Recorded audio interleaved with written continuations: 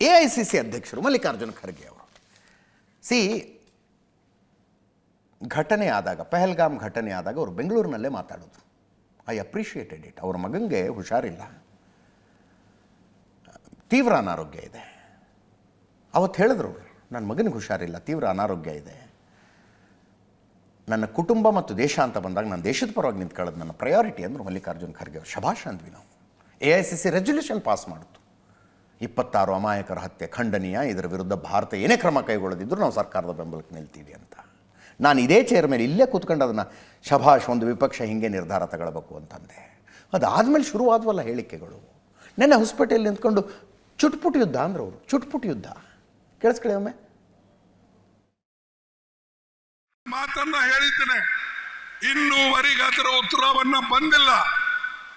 ಮೋದಿ ಅವರು 17ನೇ ತಾರೀಕು ಕಾಶ್ಮೀರ್ಗೆ ಹೋಗೋರಿದ್ರು, ಆದ್ರೆ 17ನೇ ತಾರೀಕು ಕಾಶ್ಮೀರ್ಗೆ ನೀವು ಹೋಗಬೇಡಿ ಅಂತ ಹೇಳಿ ಅವರ ಬೆವುಗಾರಿಕೆ, ಅಲ್ಲಿರ್ತಕ್ಕಂಥ ಇಂಟೆಲಿಜೆನ್ಸು ಅವರಿಗೆ ಹೇಳಿದ್ರು ಕಾಶ್ಮೀರ್ನಲ್ಲಿ ಗಲಾಟೆ ಆಗ್ತದೆ, ಅದಕ್ಕಾಗಿ ದಯವಿಟ್ಟು ನೀವು ಕ್ಯಾನ್ಸಲ್ ಮಾಡಿ ಅಂತ ಹೇಳಿ ಅಲ್ಲಿ ಕ್ಯಾನ್ಸಲ್ ಮಾಡಿಸಿದ್ರು. ಇದು ನಿಮಗೆ ಗೊತ್ತಿದ್ದಾಗ ನೀವು ಯಾಕೆ ಈ ಟೂರಿಸ್ಟ್ ಅನ್ನ ಪೊಲೀಸರ ಮುಖಾಂತರ ಯಾಕೆ ಹೇಳಲಿಲ್ಲ? ನೀವು ಹೋಗ್ಬೇಡಿ, ಅಲ್ಲಿ ತೊಂದರೆ ಇದೆ ಅನ್ನತಕ್ಕಂಥ ಮಾತು ನೀವು ಹೇಳಲಿಲ್ಲ. ಹೇಳಿದ್ರೆ 26 ಪ್ರಾಣಗಳನ್ನ ಉಳಿತೀವು. ಮತ್ತು ನಮ್ಮ ಈಗೇನು ನಾವು ಹೆಚ್ಚು ಕಡಿಮೆ ಚುಟ್ಪುಟ್ಟು ಯುದ್ಧಗಳು ನಡೆದಿವೆ, ಅಥವಾ ನಮ್ಮ ಪಾಕಿಸ್ತಾನ ವಿರುದ್ಧ ನಾವೇನು ಘರ್ಷಣೆ ಮಾಡ್ತಾ ಇದ್ದೇವೆ, ಪಾಕಿಸ್ತಾನ ಕೆಲಸ ಅಂತೂ ಯಾವಾಗಲೂ ಬರೇ ನಮ್ಮ ಭಾರತ ದೇಶ ಮೇಲೆ ಗೂಬಿ ಕೂಡಿಸ್ತಕ್ಕಂಥದ್ದು. ಮಾತನ್ನ ಹೇಳಿದ್ದೇನೆ, ಇನ್ನೂವರೆಗೆ ಅದರ ಉತ್ತರವನ್ನ ಬಂದಿಲ್ಲ. ಮೋದಿ ಅವರು 17ನೇ ತಾರೀಕು ಕಾಶ್ಮೀರ್ಗೆ ಹೋಗೋರಿದ್ರು, ಆದ್ರೆ ಮೋದಿ ಅವರಿಗೆ ಬೇಹುಗಾರಿಕೆ ಮಾಹಿತಿ ಕೊಟ್ಟಿತ್ತಂತೆ, ಅಲ್ಲಿ ಭಯೋತ್ಪಾದಕರಿದ್ದಾರೆ ಹೋಗಬೇಡಿ ಅಂತ.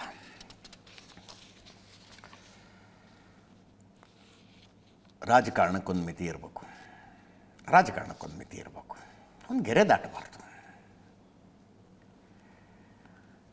ಭದ್ರತಾ ದಾಳಿ, ಬೇಹುಗಾರಿಕಾ ವೈಫಲ್ಯ ಎಲ್ಲರೂ ಚರ್ಚೆ ಮಾಡಿದ್ದೀವಿ ಅದರ ಬಗ್ಗೆ. ಇನ್ಯಾವತ್ತೂ ಹಿಂಗೆ ಆಗಬಾರ್ದು ಅನ್ನೋ ವಿಷಯದಲ್ಲಿ ಎರಡನೇ ಮಾತಿಲ್ಲ. ಮತ್ತೆ ಹೇಳ್ತೇನೆ, ನಾನು ಪಕ್ಷ ರಾಜಕಾರಣಕ್ಕೆ ಹೋಗೋ ಇಷ್ಟ ಇಲ್ಲ. 13 ಅತಿ ದೊಡ್ಡ ಭಯೋತ್ಪಾದಕ ದಾಳಿಗಳ ಲಿಸ್ಟ್ ಕೊಡ್ತೀನಿ. ಅಲ್ಲಿ ಆದಂಥ ಭದ್ರತಾ ವೈಫಲ್ಯ, ಬೇಹುಗಾರಿಕಾ ವೈಫಲ್ಯ ಮತ್ತು ಭಯೋತ್ಪಾದಕ ದಾಳಿಯ ನಂತರ ಭಾರತದ ಕ್ರಮಗಳೇನಿದ್ವು ನೀವು ಯೋಚನೆ ಮಾಡಿ ಒಂದ್ಸಲ. ಸುಧಾಂಶು ತ್ರಿವೇದಿ ಹೇಳ್ತಾ ಇದ್ದಾರೆ, ಭಾರತೀಯ ಸೇನೆ ಅಪ್ರತಿಮ ಶೌರ್ಯ ಪರಾಕ್ರಮಕ್ಕೆ ಆಪರೇಷನ್ ಸಿಂಧೂರ ಪ್ರತಿಬಿಂಬ. ಅದನ್ನು ಚುಟ್ಪುಟ್ ಘಟನೆ ಅಂತ ಕರೀತಾ ಇದ್ದೀರಿ. ಇದು ಭಾರತೀಯ ಸೇನೆಯ ಶೌರ್ಯಕ್ಕೆ ಮತ್ತು 140 ಕೋಟಿ ಭಾರತೀಯರ ಭಾವನೆಗಳಿಗೆ ಅವಮಾನ. ಕೇಳಿಸ್ಕೊಳ್ಳಿ.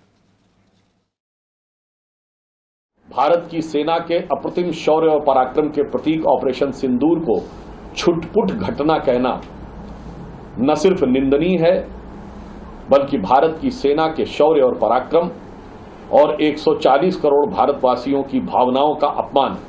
इससे पूर्व राहुल गांधी जी अनेक प्रकार के अवांछित और अनर्गल बातें करते हुए भारतीय विमानों और इनके बारे में न जाने किस प्रकार की बातें कर रहे हैं, जो वो फितरतन पहले भी करते आ रहे हैं। पहले राहुल गांधी और अब खड़गे जी के बयान के बाद एक बात बहुत साफ हो गई है कि पिछले कुछ दिनों में इंडी गठबंधन के नेताओं के जो बयान आ रहे हैं, ये कोई अनायास मुंह से निकले बयान नहीं है।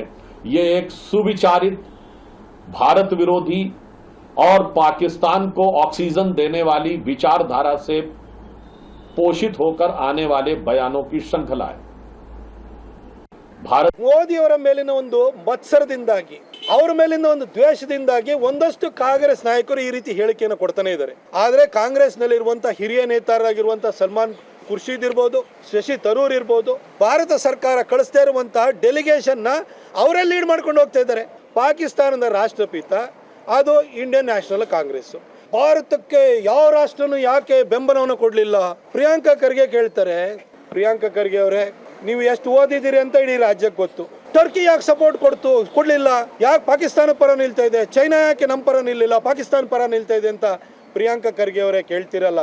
ಟರ್ಕಿ ಒಂದು ಇಸ್ಲಾಮಿಕ್ ದೇಶ, ಪಾಕಿಸ್ತಾನ ಪರ ನಿಲ್ದಲೆ ಟರ್ಕಿ ನಮ್ಮ ಪರ ನಿಲ್ಲುತ್ತಾ? ಅಂಬೇಡ್ಕರ್ ಚಿಂತನೆನೇ ನೀವು ಓದ್ಕೊಂಡಿಲ್ವಲ್ಲ ಸರ್? ಆ ಟರ್ಕಿನ ಇವತ್ತು ಈ ಮಟ್ಟಕ್ಕೆ ಬೆಳೆಸಿದವ್ರು ಯಾರು ಹೇಳಿ? ನಿಮ್ಮ ಕಾಂಗ್ರೆಸ್ಸು. ಚೈನಾ ನಮ್ಮ ಪಕ್ಕದಲ್ಲಿ ಇರೋದು ಸರ್, ನಮ್ಮ ಎನಿಮಿ ಕಂಟ್ರಿ ನಮಗೆ ಹ್ಯಾಕ್ ಸಪೋರ್ಟ್ ಮಾಡೋಕ್ಕಾಗುತ್ತೆ ಸರ್? ಸೌದಿ ಅರೇಬಿಯಾ ಯಾವಾಗ್ಲೂ ಕೂಡ ಪಾಕಿಸ್ತಾನಕ್ಕೆ ಸಪೋರ್ಟ್ ಮಾಡ್ತಾ ಇದೆ, ಯಾಕಂದ್ರೆ ಸೌದಿ ಸುನ್ನಿ ಕಂಟ್ರಿ. ಆದ್ರೆ ಈ ಸರಿ ಸೌದಿ ಅರೇಬಿಯಾ ಪಾಕಿಸ್ತಾನ ಪರ ನಿಂತಿದ್ಯಾ? ಇವತ್ತು ಪೆಹಲ್ಗಾಮ್ದಲ್ಲಿ ದಾಳಿ ನಡೆಯುವಂತ ವಿಚಾರ ಬಂದಂತ ಟೈಮಲ್ಲಿ ಪ್ರಧಾನಮಂತ್ರಿಗೆ ಮುಂಚೆನೆ ಗೊತ್ತಿತ್ತು ಅಂದೇಳಿ ಸಣ್ಣ ಮಕ್ಕಳ ರೀತಿಯಲ್ಲಿ ಕೂಡ ಅವ್ರು ಮಾತಾಡೋಂಥ ಕೆಲಸ ಮಾಡಿ ಅದು ಹೆಂಗ ಆಗುತ್ತೆ ರೀ? ಮುಂಚೆ ಏನನ್ನ ಪೆಹಲ್ಗಾಮ್ದಲ್ಲಿ ದಾಳಿ ಆಗುತ್ತೆ ಅಂದ್ರೆ ಪ್ರಧಾನಮಂತ್ರಿಗೆ ಗೊತ್ತಂದ್ರೆ ಅವ್ರು ಸುಮ್ಮನೆ ಬಿಡ್ತಾನೆ, ಕಡಿವಾಗಿ ಹೊಡಿತಾರೆ. ಹಂಗಾಗಿ ಇವತ್ತು ಕೇವಲ ಸುಮ್ಮನೆ ಮಾತಾಡ್ಬೇಕಂದೇಳಿ ಮಾತಾಡೋದ್ರಿಂದ ಯಾರಿಗೂ ಶೋಭಿತರಂತ ಕೆಲಸ ಇಲ್ಲ.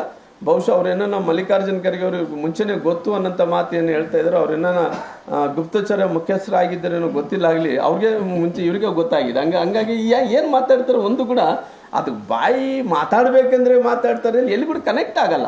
ಮಲ್ಲಿಕಾರ್ಜುನ್ ಖರ್ಗೆ ಅವರು ಪಾಕಿಸ್ತಾನದ ರಾಷ್ಟ್ರೀಯ ಅಧ್ಯಕ್ಷರು ಖರ್ಗೆ ಅವರು ಅಥವಾ ಭಾರತದ್ದು ಮೊದಲನ್ನು ಸ್ಪಷ್ಟಪಡಿಸಲಿ. ನಮ್ಮ ಪಾಕಿಸ್ತಾನ ಅಂತ ಹೇಳ್ತಾರೆ, ನಮ್ಮ ವೈರಿ ಪಾಕಿಸ್ತಾನ ಅಂತ ಹೇಳಬೇಕು. ಅಂದರೆ ಇವ್ರದ್ದು ಎಷ್ಟು ದೇಶ ಬೇಕಾಗಿಲ್ಲ, ಇವ್ರಿಗೆ ಬರೀ ಓಟ್ ಬೇಕಾಗಿದೆ. ಅವರು ಸ್ವಲ್ಪ ದೇಶದ ಬಗ್ಗೆ ಮಾತಾಡೋದು ಕಲೀಲಿ. ಇವ್ರು ಮಾತಾಡಿದ್ದೆಲ್ಲನೂ ಮರೆತು ಬಿಡೋಣ. ನಾವು ಈ ದೇಶದ ಜನಸಾಮಾನ್ಯರು, ಜವಾಬ್ದಾರಿಯುತ ಪ್ರಜೆಗಳಾದವರು, ಪಕ್ಷ, ಜಾತಿ, ಧರ್ಮ, ಸಿದ್ಧಾಂತಗಳನ್ನು ಪಕ್ಕಕ್ಕಿಟ್ಟು ದೇಶ ಎಲ್ಲಿಂದ ಎಲ್ಲಿಗೆ ಬಂತು ಅನ್ನೋದನ್ನಷ್ಟೇ ಯೋಚನೆ ಮಾಡೋದು.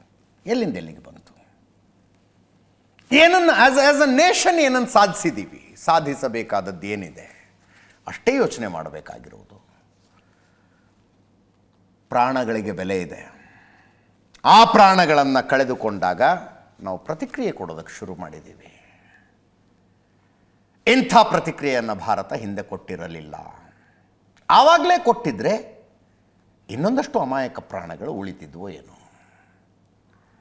ಭಾರತ ಇಂಥದ್ದೊಂದು ಸ್ಥಿತಿಗೆ ಬರುವುದಕ್ಕೆ ಆ ಪಕ್ಷದವ್ರ ಕಾರಣವ, ಈ ಪಕ್ಷದವರ ಕಾರಣವ, ಎಲ್ಲರೂ ತಮ್ಮ ತಮ್ಮ ಕೈಲಾದ ಮಟ್ಟಿಗೆ ಈ ದೇಶದ ರಥವನ್ನು ಎಳ್ಕೊಂಡು ಬಂದಿದ್ದಾರೆ. ಯಾರ್ದೋ ಕೈಲಿ ಜಾಸ್ತಿ ಆಗಿರ್ಬೋದು, ಯಾರ್ದೋ ಕೈಲಿ ಕಡಿಮೆ ಆಗಿರಬಹುದು.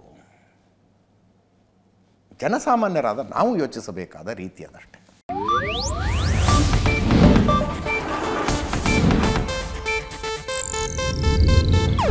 ಇದು ಏಷ್ಯಾನೆಟ್ ನ್ಯೂಸ್ ನೆಟ್ವರ್ಕ್ ಪ್ರಸ್ತುತಿ.